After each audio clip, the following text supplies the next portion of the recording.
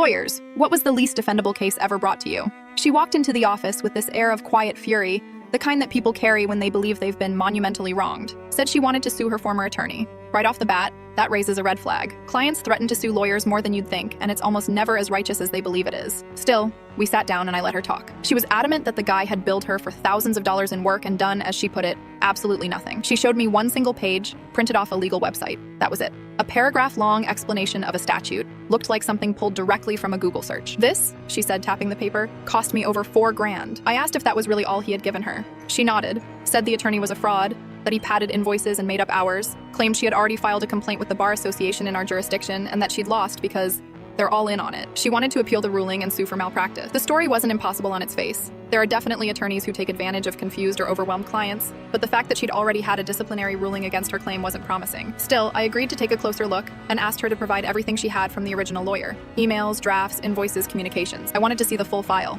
She balked a little, said most of it wasn't relevant. I insisted. Eventually, she agreed to come back the next day with everything. She returned with 4 thick accordion folders. When I opened the first one, my heart sank. Not because her story was validated, but because it was the opposite. I flipped through what had to be at least 200 pages of clean, thorough legal work. Motions, research memos, detailed outlines of strategy, timelines, correspondence drafts. The formatting was pristine. His annotations were clear and organized. He had redlined sections, included footnotes, cited relevant statutes and precedent. It was, frankly, better than half the work I'd seen from other attorneys. By the time I made it through the second folder, it was obvious she'd been lying.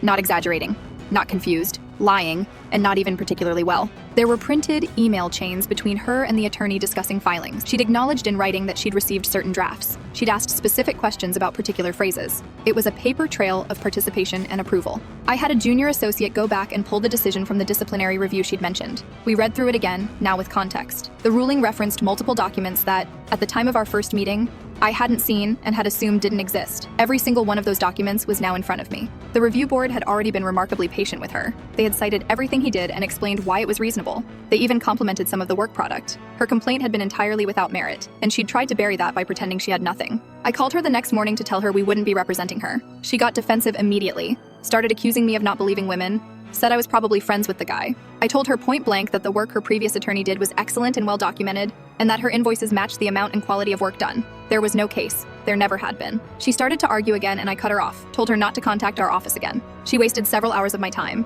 not to mention the time of the associate and paralegal who reviewed all the files. And she was so confident in her lie, she almost got away with it, until she brought in the actual documents that proved her wrong. Every now and then, someone tries to treat lawyers like idiots who don't know how to read between the lines. This one just did it with immaculate handwriting and a stack of receipts that sank her whole case.